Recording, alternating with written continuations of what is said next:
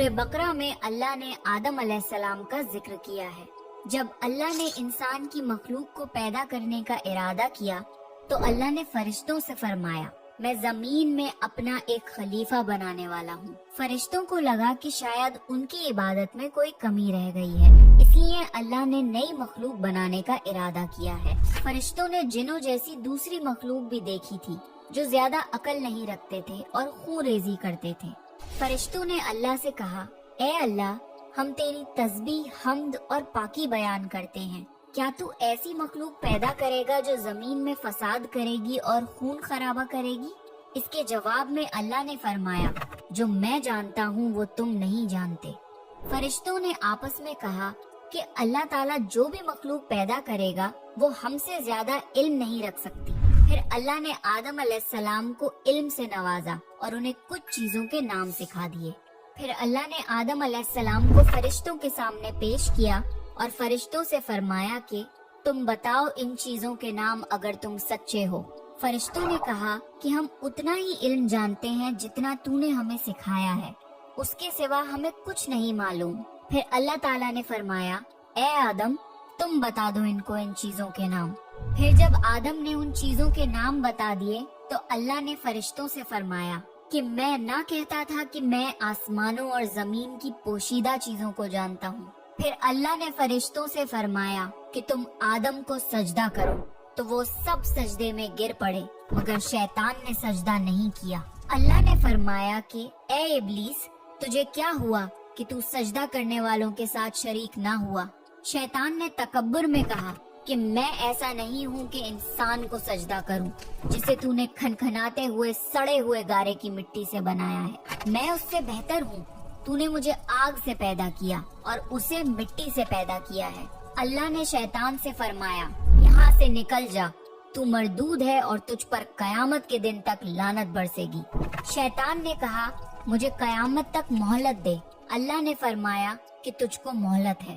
شیطان نے اللہ سے کہا کہ تو نے مجھے گمراہ کیا ہے، میں قسم کھاتا ہوں کہ میں انسان کی سیدھی راہ پر بیٹھوں گا، پھر میں ان پر حملہ کروں گا، ان کے آگے سے بھی، پیچھے سے بھی، دائیں سے بھی اور بائیں سے بھی، اور ان میں سے اکثر کو تو شکر گزار نہیں پائے گا۔ اللہ نے فرمایا، تو یہاں سے نکل جا ذلیل و خوار، جو ان میں سے تیرا کہنا مانے گا تو میں ضرور تم سب سے جہنم کو بھر دوں گا، بے شک میرے خاص بندوں پر تیرا ذرا قابو نہیں چلے گا۔ جنت کی ساری نعمتوں کے باوجود آدم علیہ السلام جنت میں اکیلا محسوس کرتے تھے۔ پھر اللہ نے حوا علیہ السلام کو بنایا تاکہ آدم علیہ السلام ان سے سکون پا سکیں۔ اللہ نے فرمایا، اے آدم، تم اور تمہاری بیوی جنت میں رہو، پھر جس جگہ سے چاہو تم دونوں کھاؤ، لیکن اس درخت کے پاس مت جانا ورنہ تم ظالموں میں سے ہو جاؤ گے۔ پھر شیطان نے ان دونوں کے دل میں وسوسہ ڈالا اور کہنے لگا، تمہارے رب نے تم دونوں کو اس درخت سے اس لیے منع کیا تھا کہ تم کہیں فرشتے نہ بن جاؤ یا کہیں ہمیشہ زندہ رہنے والوں میں نہ ہو جاؤ۔ اور شیطان نے قسمیں تک کھا لی کہ وہ ان کا خیر خواہ ہے، پس مردود نے دھوکہ دے کر ان کو درخت کی طرف کھینچ ہی لیا۔ جب حضرت آدم اور حوا علیہ السلام نے درخت کے پھل کو کھا لیا تو ان کے سطر کی چیزیں کھل گئیں اور وہ درختوں کے پتوں کو توڑ توڑ کر اپنے اوپر چپکانے لگے اور سطر چھپانے لگے۔ پھر اللہ نے ان کو پکارا اور فرمایا، کیا میں تم دونوں کو اس درخت سے منع نہ کر چکا تھا اور یہ نہ کہہ چکا تھا کہ شیطان تمہارا کھلا دشمن ہے؟ حضرت آدم اور حوا علیہ السلام نے کہا کہ اے ہمارے رب، ہم نے اپنے اوپر ظلم کیا، اور اگر آپ ہمیں نہ بخشیں گے اور ہم پہ رحم نہ فرمائیں گے تو پھر ہم تو ضرور تباہ ہو جائیں گے۔ اللہ نے فرمایا کہ تم سب جنت سے نیچے اتر جاؤ، اب سے تم ایک دوسرے کے دشمن ہو، اور تمہارے لیے زمین پر رہنے کی جگہ ہے اور ایک مدت تک نفع حاصل کرنا۔ اب تم کو وہی زندگی گزارنی ہے اور وہی مرنا ہے اور وہی پھر سے پیدا ہونا ہے۔